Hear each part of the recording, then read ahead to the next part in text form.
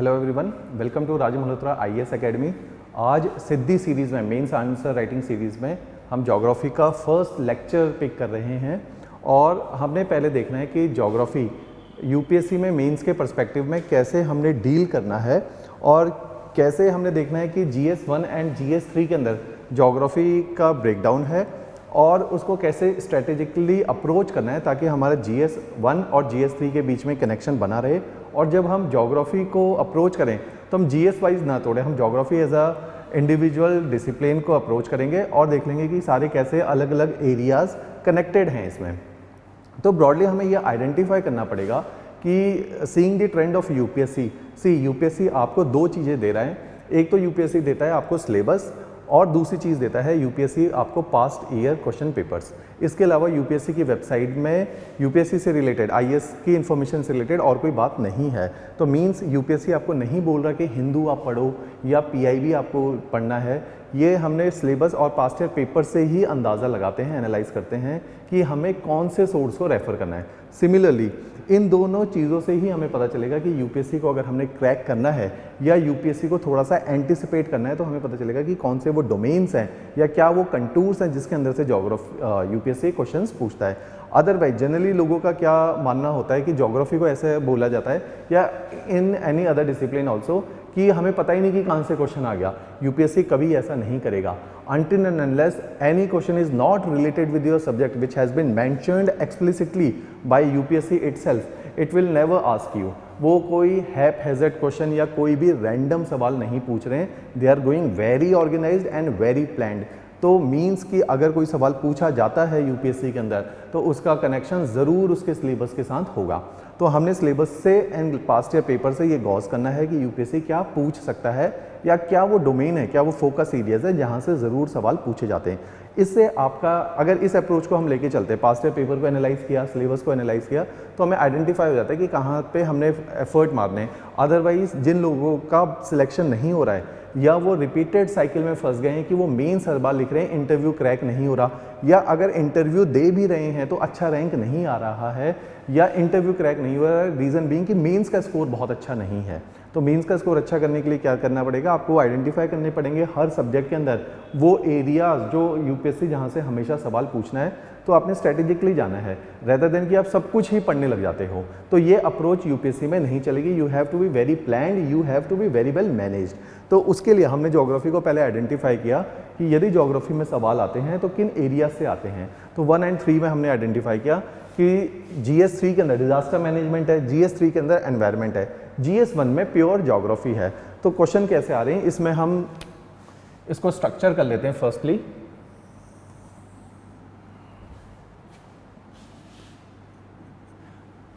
most of the questions in geography used to be asked from the domain of physical geography, जिस पे इतना ज़्यादा focus होता है। अब फिजिकल ज्योग्राफी में 3 इंपॉर्टेंट एस्पेक्ट हैं। फिजिकल ज्योग्राफी से कैसे सवाल पूछेगा कि यूपीएससी ने मेंशन किया कि फिजिकल ज्योग्राफी में all the physical phenomenas like earthquake, volcanoes, tsunamis and cyclones, ये जो सारे फिनोमिनाज हैं इनके पीछे की क्या कहानी है और ये कैसे अकर होते हैं। तो physical aspect of the geography लिख दिया है। तो जब physical aspect of the geography है तो हमने अप्रोच क्या करना है, जब हम फिजिकल ज्योग्राफी पढ़ रहे हैं तो 3 इसमें इंपॉर्टेंट एरियाज हैं। क्लाइमेटोलॉजी,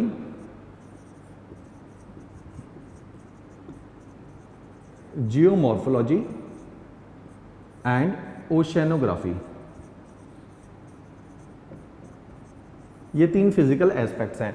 अब इसी के साथ, ये तो वर्ल्ड के फिजिकल एस्पेक्ट्स हैं, इसी के साथ हम इंडिया को कैसे कनेक्ट करते हैं। अगर क्लाइमेटोलॉजी है तो इसी का इंडिया के अंदर क्या फिनोमिना है, मॉनसून, साइक्लोन्स,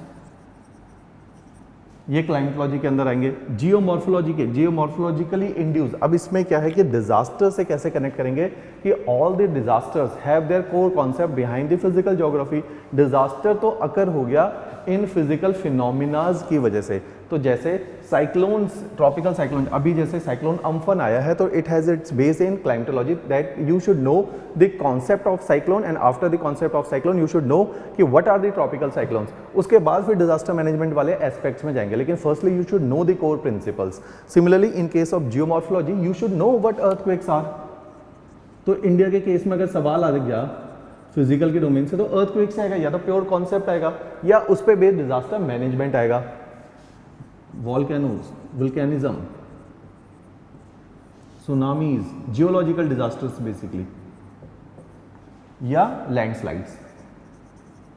अब यही फीचर्स या तो वर्ल्ड लेवल पे आ जाएंगे या इंडिया के एस्पेक्ट में आ जाएंगे कि जैसे यूपीएससी में पास्ट में पेपर कैसे आए हुए हैं, जियोमॉर्फोलॉजी को कैसे इंडिया के साथ कनेक्ट किया कि लैंडस्लाइड पूछा गया है कि हिमालयाज में लैंडस्लाइड ज़्यादा है as compare to the landslides in Western Ghats. Similarly earthquake को पूछा जाता है कि why Himalayas are susceptible vulnerable to earthquake while the peninsular part is quite stable या रिलेटिवली स्टेबल। तो इस तरह से वो जियोमॉर्फोलॉजी के कॉन्सेप्ट को इंडिया में अप्लाई कर रहे हैं। तो इस तरीके से सवाल आ रहे हैं। अब इनका अप्लाइड पार्ट है, अब इनसे अप्लाइड भी यहीं से डिराइव होगा कि अगर एनवायरमेंट के डोमेन में जीएस 3 में भी सवाल आ सकता है एनवायरमेंट का, और जीएस 1 के अंदर भी एनवायरमेंट का सवाल आ सकता है। तो यूपीएससी ने कोई बाइफर्केशन नहीं रखी कि एनवायरमेंट के डोमेन में जीएस 1 में आएगा सवाल या जीएस 3 के अंदर आएगा। तो 1 में इनसे डिराइव सवाल कैसे आ सकते हैं। अब देखो आपने क्लाइमेटोलॉजी पढ़ा, all the areas pertaining to the climate change or the atmosphere will comes under the domain of environment। जैसे बहुत सवाल आ रहे हैं आजकल ग्लोबल वार्मिंग के ऊपर, कई सारे सवाल बन सकते हैं। What are the reasons of global warming, causes of global warming, what are the consequences of global warming, agriculture के ऊपर कॉन्सिक्वेंस पूछ लेंगे, और ओशन के वाटर राइज के ऊपर पूछ लेंगे कि what are the how global warming is going to impact the water level in oceans, और how global warming will increase the disaster in the tropical areas. तो इस तरह से global warming and its consequences, या commonly use word is climate change. तो ये environment के domain में यहीं पे आपने पिक करना है। तो जब भी आपने कोई भी फिजिकल ज्योग्राफी को अप्रोच करना है, साइमल्टेनियसली आपने उसके अप्लाइड पार्ट को भी पढ़ना है, ताकि जीएस 3 और जीएस 1 में यहां से भी सवाल आएंगे। अब इन्हीं से रिलेटेड डिजास्टर भी बन जाएंगे।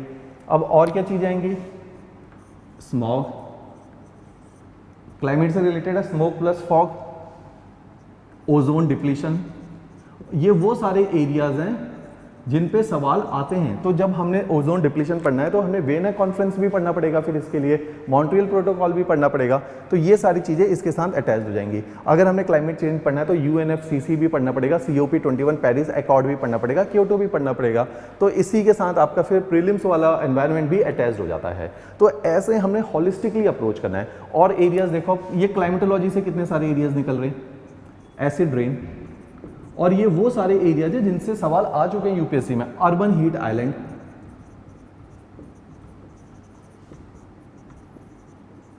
इन सब से सवाल आ चुका है। ओजोन डिप्लीशन पे आ चुका है, ग्लोबल वार्मिंग से हर साल ऑलमोस्ट सवाल आ रहा है, अर्बन हीट आइलैंड के ऊपर सवाल आ चुका है, स्मॉग के केस में दिल्ली का एग्जांपल। अब इसमें इंडिया की भी एग्जांपल दे सकते हैं कि यूपीएससी में एक बार आया कि Delhi, Kolkata, Chennai and Mumbai all are the metropolitan cities, सब में पॉपुलेशन बहुत ज़्यादा है, इंडस्ट्रियल टाउन्स हैं, yet the phenomena of temperature inversion is particularly associated with the Delhi. तो वो स्मॉग पूछ रहे हैं जो विंटर्स के टाइम में दिल्ली में हो जाएगा। तो उसके पर्टेनिंग हमने देखना है कि ये सारी जगह में क्यों नहीं हो रहा और स्मॉग केवल दिल्ली का फिनोमिना क्यों है। तो it has the core concept of physical geography climatology, yet it is the applied part की फिर यहाँ पे इस रीजन में क्यों हो रहा है। तो ऐसे हमने इंटर रिलेट करना सीखना पड़ेगा। अब देखिए जियोमॉर्फोलॉजी में कैसे अप्लाइड पार्ट आता है। अब जियोमॉर्फोलॉजी के अंदर आप देखो कि डिजास्टर तो सारे आ जाएंगे, अभी तो एनवायरनमेंट में जा रहे हैं। तो सॉइल डिग्रेडेशन, सॉइल इसी का पार्ट है, या land degradation, soil erosion, desertification, ये सब अब इसी के अंदर आ जाएंगे।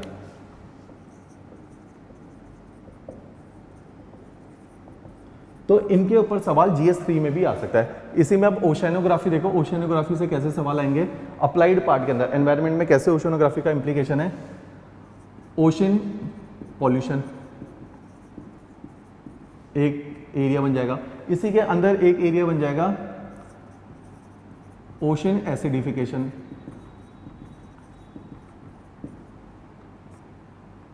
कोरल ब्लीचिंग, ये भी एक एरिया है। तो ओशन से रिलेटेड अप्लाइड पार्ट जितने भी होते जाएंगे वो सारे इसी डोमेन में आएंगे। अब अगर इसी में वाटर को भी इन्वॉल्व करें तो आप देखो यूट्रोफिकेशन, इसी डोमेन में चला जाएगा। यूट्रोफिकेशन के इश्यूज हैं जो, इसी के अंदर वेटलैंड अप्लाइड पार्ट में, वेटलैंड डिग्रेडेशन, रामसर कन्वेंशन, वो सब इसी के अंदर जाएगा। तो ओशन और यू कुड से कि हाइड्रोलॉजी, हाइड्रोस्फीयर, इसकी डोमेन से सवाल आते हैं। तो ये इसके साथ कनेक्ट हो जाएगी कि कोर कॉन्सेप्ट यहाँ पे पढ़े, इनका एप्लीकेशन हमने यहाँ पे पढ़ लिया है। तो हमने ऐसे चीज़ों को अप्रोच करना है। तो इससे GS3 आपका कवर होगा और यूपीएससी का विद द चेंजिंग टाइम। आप देखो 2013, 14, 15 में focus was on the physical geography, now the focus has been shifted from physical to the applied part. Now more of the questions are being asked from this chunk. तो इस पे अब हमने focus करना है क्योंकि ये एप्लीकेशन है। UPSC is now a days looking for the application and understanding of these core principles. तो हमारा फोकस भी शिफ्ट हो जाना चाहिए क्योंकि यूपीएससी का फोकस शिफ्ट हो गया है। तो अगर हम अभी भी कन्वेंशनल ढंग से सारा फोकस यहीं पे डालते रहेंगे तो एग्जाम हमारा खराब होने वाला है। अब देखो इसी से रिलेटेड अब डिजास्टर मैनेजमेंट कैसे पिक करना है कि डिजास्टर के सवाल GS1 में भी आ सकते हैं। डिजास्टर के उनसे रिलेटेड मैनेजमेंट 3 में ही पूछा जाएगा क्योंकि वो इंडिया के पर्सपेक्टिव में पूछा जा रहा है। एनवायरमेंट इंपैक्ट असेसमेंट भी पूछा जाएगा। तो हमने इनसे रिलेटेड अब डिजास्टर कैसे देखने कि जो क्लाइमेटोलॉजिकल डिजास्टर है वो कौन से होंगे। Cyclone is a climatological disaster, cloud burst, cyclone में भी पर्टिकुलरली ट्रॉपिकल, टॉर्नेडोज, इन सब पे सवाल आ चुके हैं। वाटर स्प्राउट, अगर जियोमॉर्फोलॉजी में होते हैं geological disaster like earthquake, tsunamis, volcano, landslide, these are the geologically induced disaster. तो दीज आर जियोलॉजिकल डिजास्टर। और डिजास्टर कैसे पढ़ेंगे आपको, जैसे अभी विशाखापट्टनम में we had industrial disaster. Nowadays we are facing biological disaster, pandemic in nature, कोविड-19 और कोरोना। तो ये भी हमने डिजास्टर मैनेजमेंट में पढ़ना है। डिजास्टर मैनेजमेंट में drought is a disaster, flood is a disaster. तो ये इंडिया के एस्पेक्ट में डिजास्टर मैनेजमेंट पढ़ोगे तो ये यहीं से ही इंटीग्रेट करना है। When you are studying the climatology part you have to study the drought and flood phenomena of India also and the disaster management for these particular disaster. तो ऐसे हमने चीज़ों को अप्रोच करना है। तो ब्रॉडली हमने आइडेंटिफाई किया geography, environment and disaster management में फर्स्टली तो हमें फिजिकल ज्योग्राफी पे फोकस करना है। इन फिजिकल ज्योग्राफी के अप्लाइड पार्ट पे फोकस करना है जिनसे अब ज़्यादा सवाल आ रहे हैं। These are the very new topics और ऑलरेडी इनसे सवाल आ भी चुके हैं, ऐसा नहीं है कि बिल्कुल ये वर्जिन टॉपिक्स हैं।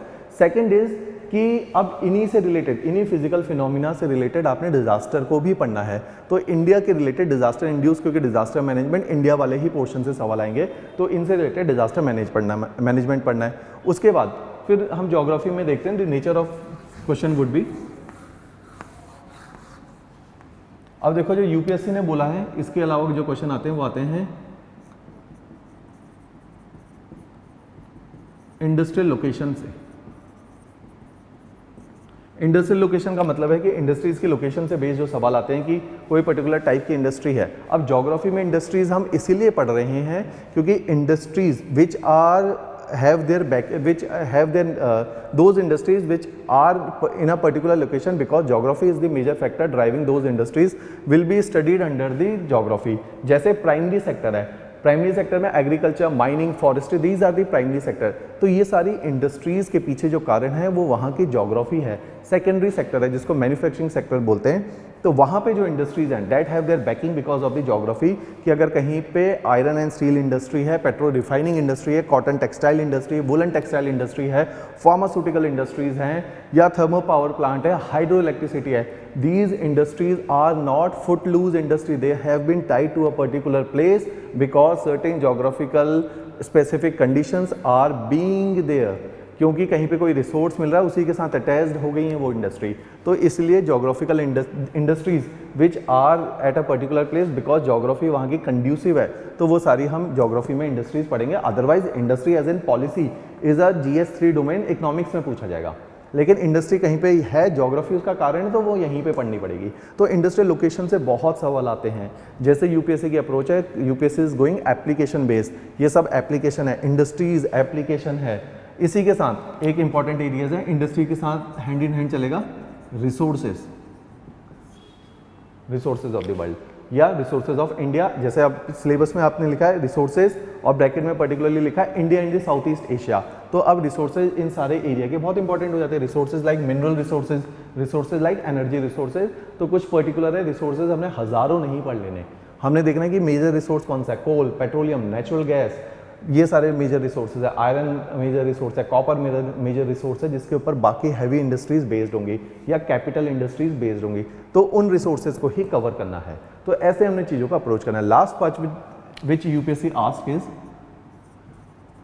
Urbanisation and problems related to urbanization, be it the problem of environment, be it the problem of slum, be it the problem of regional planning, ये सब अर्बनाइजेशन के पार्ट में आता है। अर्बन फ्लडिंग, ये सब कुछ अर्बनाइजेशन के प्रॉब्लम्स हैं।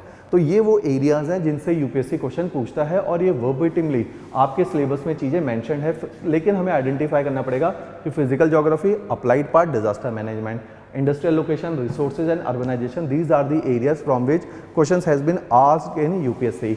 In GS1, if we are having 20 question in GS1, then out of 20 question nearly 8 to 9 questions are from the domain of geography. तो ये बहुत इंपॉर्टेंट है कि अगर 1/3 ही आपका GS1 geography है। Moreover, in GS3, if you are having disaster management, environment in GS3, from where 3 to 4 question are being asked every year, तो ये भी एक इम्पॉर्टेंट है कि तकरीबन 50-55 नंबर का पेपर वहाँ भी है और यहाँ पे भी आपका तकरीबन 100 नंबर का पेपर आ रहा है। तो 150 से 250 मार्क्स आपका ज्योग्राफी देता है, तो अच्छा रिवॉर्डिंग सब्जेक्ट है। तो इसलिए हमने इसको इंटीग्रेटेड वे में ही अप्रोच करना है। तो आज की अब हमने क्लासेस कैसे पिक करनी है, तो हमने क्या करेंगे, firstly we will go with the physical geography, then we will move with the industrial location, resources and urbanization. So these are the 4 areas from which we will pick the question. From physical geography, we will relate the aspect of physical geography with the environment and disaster simultaneously. अगर let's suppose we are picking today geomorphology, तो 3 दिन हम जियोमॉर्फी करेंगे कि आज geomorphology से physical question, pure physical nature के question आए हैं। जियोमॉर्फोलॉजी से अगर कोई एनवायरमेंटल कंसर्न रिलेटेड है या जियोमॉर्फोलॉजी से कोई डिजास्टर से रिलेटेड कंसर्न क्वेश्चन आ चुका है कि अर्थक्वेक तो यहाँ पढ़ लिया कि वर्ल्ड में कहाँ अर्थक्वेक आते हैं, यहाँ पढ़ लिया। अगर पूछा है कि इंडिया में अर्थक्वेक एंड उससे रिलेटेड डिजास्टर मैनेजमेंट के क्या प्रोविजंस हैं, तो भी हम उसको जियोमॉर्फोलॉजी में ही पढ़ेंगे। तो ऐसे हम अप्रोच करेंगे ताकि इस सीरीज़ में हम सब कुछ इंटीग्रेटेड एंड कॉम्प्रिहेंसिव मैनर में पढ़ेंगे। क्लोज कंपार्टमेंटलाइजेशन नहीं करेंगे, स्कैटर्ड नहीं होंगे। हमने बहुत ऑर्गेनाइज वे में ज्योग्राफी को अप्रोच करना है। तो starting with our first question,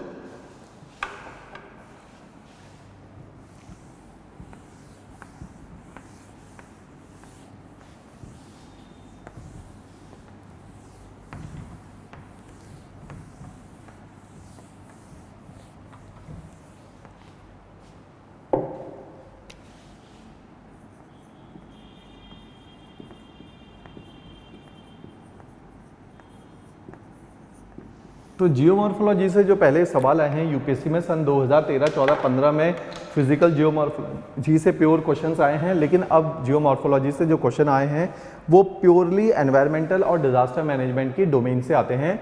अब बहुत ज़्यादा क्वेश्चंस जियोमॉर्फोलॉजी के कॉन्सेप्चुअल पार्ट से नहीं आते। जिन एरिया से क्वेश्चन आ चुके हैं पास्ट में, उनको हम मोस्टली 2 पार्ट में हमने देखा कि कैसे क्वेश्चन आ रहे हैं।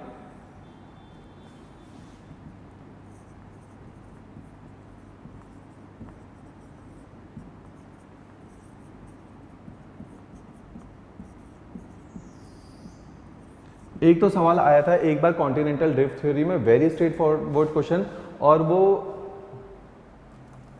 बहुत ही सिंपल क्वेश्चन, डेफिनेशन बेस्ड था। सेकंड क्वेश्चन आया, सेकंड सेट ऑफ क्वेश्चन वो being asked from plate tectonic.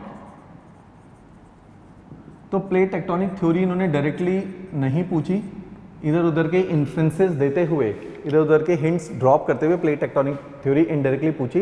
तो यहाँ पे आर्ट ऑफ आंसर राइटिंग थोड़ा सा आ जाता है कि स्ट्रेट फॉरवर्ड चीज़ें नहीं पूछी, आपको स्ट्रक्चर करना पड़ेगा। तो फर्स्टली हम देखते हैं कॉन्टिनेंटल ड्रिफ्ट थ्योरी से क्या पूछा है। इसके अलावा जैसे कई बार हमारे टॉपिक होते हैं, वेदरिंग एक टॉपिक है जो हम जियोमॉर्फ में पढ़ते हैं, इंटीरियर ऑफ द अर्थ है जियोमॉर्फ में पढ़ते हैं। तो अभी तक इनसे सवाल नहीं आए हैं, तो अभी भी इंपॉर्टेंट एरियाज कौन सा रह गया, इंटीरियर ऑफ द अर्थ में किसी भी प्रकार के क्वेश्चन को रिलेट करके, अप्लाई करके भी सवाल नहीं आया हुआ। या हम बोलेंगे साइज्मिक वेव के ऊपर क्वेश्चन अभी तक नहीं आया हुआ, वुल्केनिज्म एज एन फिनोमिना पे क्वेश्चन नहीं आया हुआ, तो अभी भी कई सारी चीज़ें रह गई हैं। तो अभी इनको हम डिस्कस करते हैं, starting with the very first question which has been asked in 2013। The question is very simple, what do you understand by the theory of continental drift, question mark, discuss the prominent evidences in its support. तो पहले बहुत simple question है कि what do you understand by the theory of continental drift. एक तो बहुत ही theoretical part पूछा हुआ है और उसी के साथ सप्लीमेंट किया हुआ है, discuss the prominent evidences in its support. तो जब आप इस क्वेश्चन को अप्रोच करोगे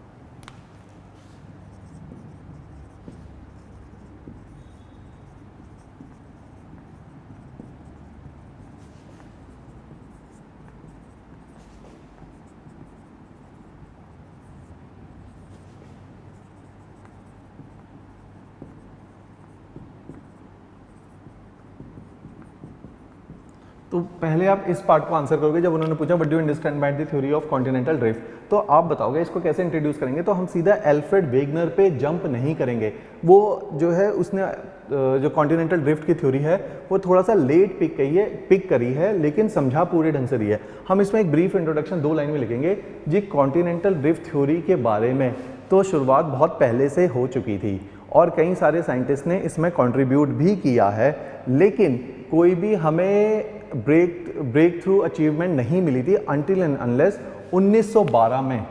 तो पहले इसमें थोड़ा सा एक लाइन में historical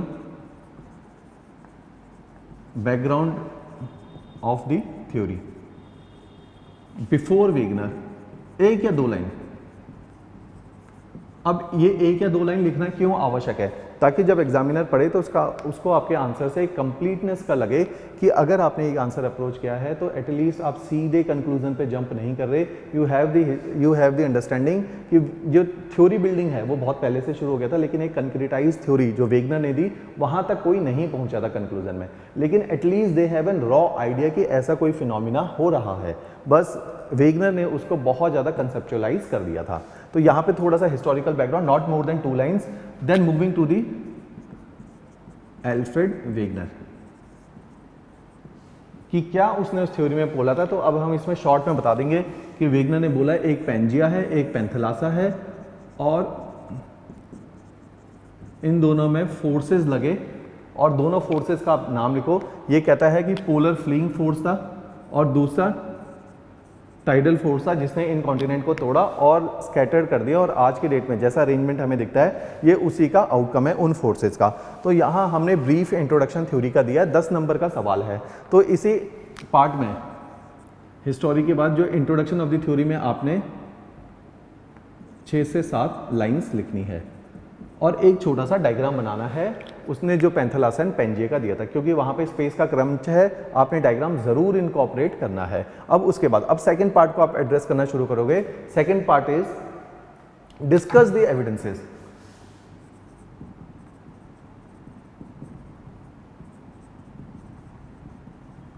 discuss the prominent evidences quoted by the Wegener. तो अब आप इसमें जब डिस्कस लिखा है तो अब आपके पास स्कोप देखो, 5 नंबर का आप अटेम्प्ट कर चुके, सवाल 5 नंबर का और रह गया है। तो दोनों में एक तो बैलेंस बनाना है कि जितना बड़ा पार्ट ये होगा उतना ही बड़ा पार्ट वो भी होगा। डायग्राम आप ऑलरेडी बना चुके हो। अब इसमें आपने मैक्सिमम 3 एविडेंसेस कोट करो, क्योंकि उससे ज़्यादा का टाइम आपके पास नहीं है। आपने ये भी देखना है ये सारा क्वेश्चन 7 मिनट के अंदर कंप्लीट हो जाए, तो इतना ही लिखना है। जब आप एविडेंसेस लिखोगे तो आपने मोस्ट 3 इंपॉर्टेंट एविडेंस लिखने। सबसे जो प्रोमिनेंट था जिग्सॉफिट, दूसरा है वो कहता है कि फॉसिल्स के जो एविडेंसेस हैं जिसको हम कोल फॉर्मेशन फॉसिल्स, क्योंकि ये बॉटनिस्ट भी हैं बायोलॉजिस्ट भी हैं तो इनको फॉसिल्स के एविडेंस ज़रूर कोट करने पड़ेंगे। ये बायोलॉजिस्ट एंड मेट्रोलॉजिस्ट हैं, तो सबसे जो इनके ऐसे एविडेंसेस थे जिस पर सबसे ज़्यादा फोकस है वो फॉसिल से रिलेटेड है, तो इसको पिक कर लेंगे हम, फॉसिल वाला। Third evidence he coated was कि क्लाइमेट, पेलियो क्लाइमेट,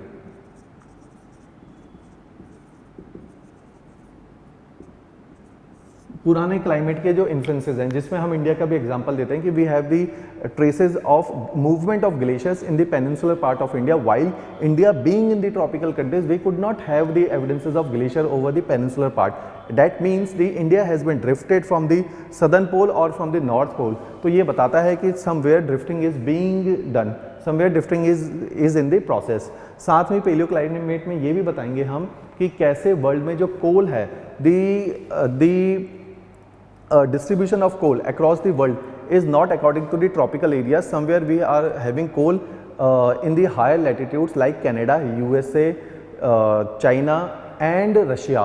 तो इतने हाई लैटिट्यूड में कोल का मतलब है कि ये इक्वेटोरियल एरियाज नहीं है, यहाँ बड़े बड़े ट्रीज नहीं हो सकते थे, yet we are finding coal over here. That means these areas had been over the equatorial areas in the past and they have been drifted from that equatorial areas. That means drifting is a process. तो ये 3 evidence इसके coat कर पाएंगे, जिसमें हमने 8 या 9 से ज़्यादा लाइनें नहीं लिखनी है।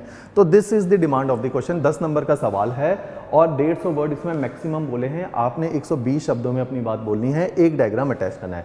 तो दिस इज द थिंग। और लास्ट में अब आपने क्या करना है, कंक्लूड करना है। तो कंक्लूजन में आप थोड़ा सा क्रिटिसाइज कर दो और शब्द कंक्लूजन यूज मत करना, एक पैराग्राफ लास्ट में लिखना। ऑल्दो इसने सारे, वेगनर ने सारे एविडेंसेस ठीक दिए थे, yet he was unable to identify the right force behind the drifting and that's why his theory has been criticized widely by the scholars। और वो कहते हैं कि ये जो forces ये दे रहा है, polar flinging force and tidal force, they are not adequate enough to break the to tear the continents apart।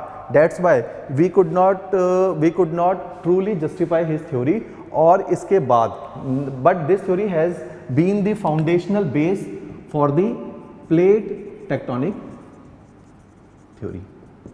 तो आपने क्या करना है, एक नई थ्योरी का नाम लेके छोड़ देना है, ताकि examiner should get an idea कि आपको इन दोनों के बीच में कनेक्शन पता है। Plate tectonic had an idea, had an foundational base of continental drift theory itself and it was an attempt to justify the drifting.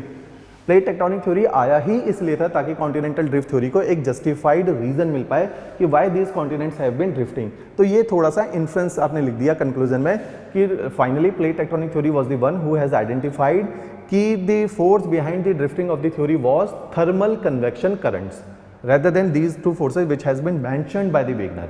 तो ऐसे हमने अप्रोच करना है। तो now this is the question जिसमें जो है एग्जामिनर आपको बहुत अच्छे नंबर देगा and it was very straight forward. मैंने ऐसी कोई नई बात नहीं बोली होगी जो शायद जो मेंस लिख रहे हैं या मेंस की तैयारी जिन्होंने करी है उसे नहीं पता हो, लेकिन बट हमने स्ट्रक्चर पे बहुत ध्यान देना है। तो this was the question which was purely driven by the structure. तो ऐसे हमने इसको अप्रोच करना था। Now moving forward to the next question from the plate tectonic theory, 2 questions has been asked in the past। I will pick just one of them।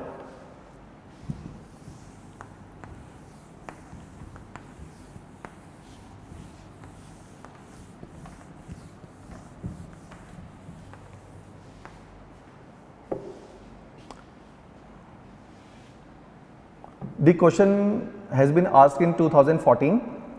Why are the world fold mountain system located along the margin of continents?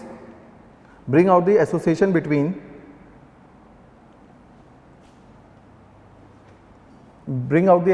between the global distribution of fold mountains and earthquake and volcanoes। तो simply इन्होंने पूछ लिया सारी plate tectonic theory को ही, ये पूछते हैं why are the world fold mountain system located along the margin of the continents। तो पहले इसी को जस्टिफाई करेंगे। 12.5 नंबर का सवाल है कि वर्ल्ड के सारे फोल्ड माउंटेन किसी कॉन्टिनेंट के मार्जिन में क्यों होते हैं। तो आपने फर्स्ट बताना है कि ये आइडेंटिफाई करना भी कि सारे फोल्ड माउंटेन कॉन्टिनेंट के मार्जिन्स में है। This has been identified the plate tectonic theory which said कि world has been divided into. अब इसको कैसे आपने इंट्रोड्यूस करना है, पहले बहुत ब्रीफ इंट्रोडक्शन, क्योंकि डायरेक्ट उन्होंने प्लेट टेक्टोनिक थ्योरी नहीं पूछा है तो इसको ब्रीफली इंट्रोड्यूस करोगे।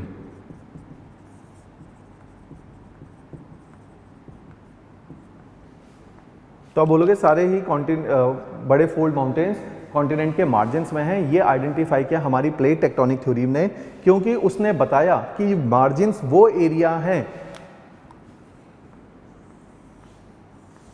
Margins let's suppose if this is a continental part, ये वो एरियाज हैं जहां पे एक प्लेट दूसरी प्लेट से टकरा रही है।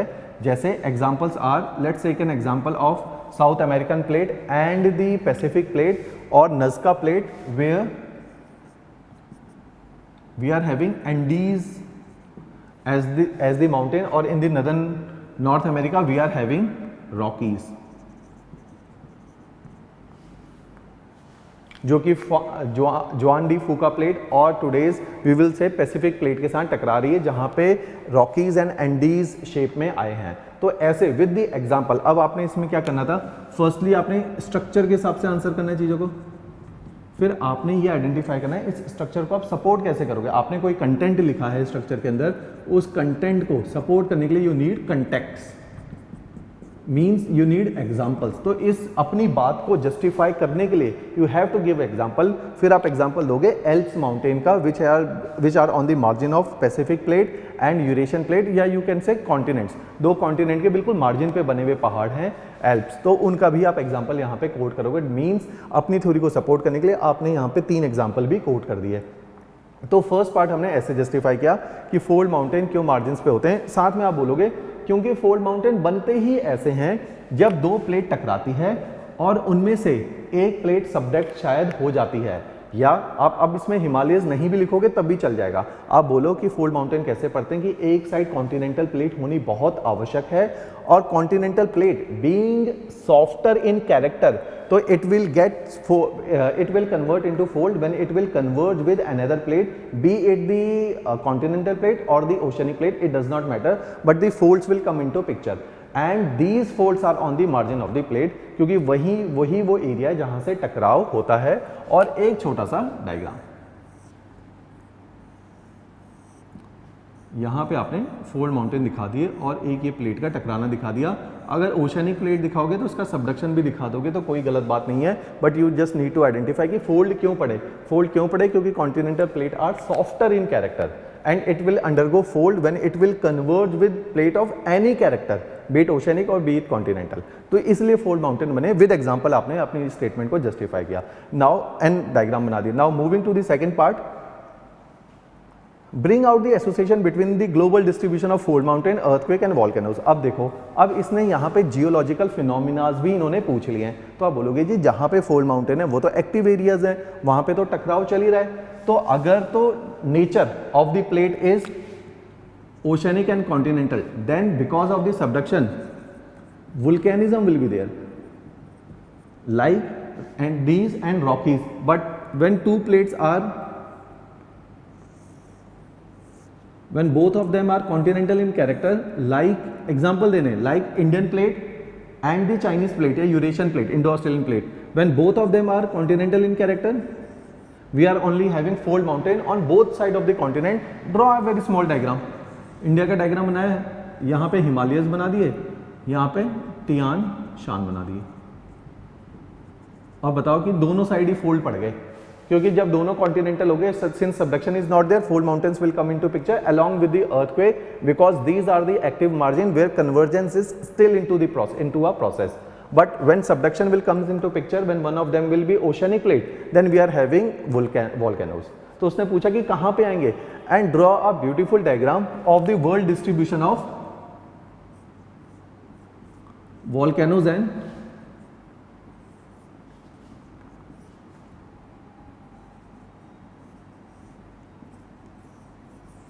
एक ब्लॉक डायग्राम बनाओ छोटा सा, जिसमें world distribution of volcanoes and earthquakes दिखा दो। आप बोलो जी जो रिंग ऑफ फायर है पैसिफिक के around, this is the most active zone across the world, और 85% of the volcanoes and nearly 80% of the earthquake occur in this zone.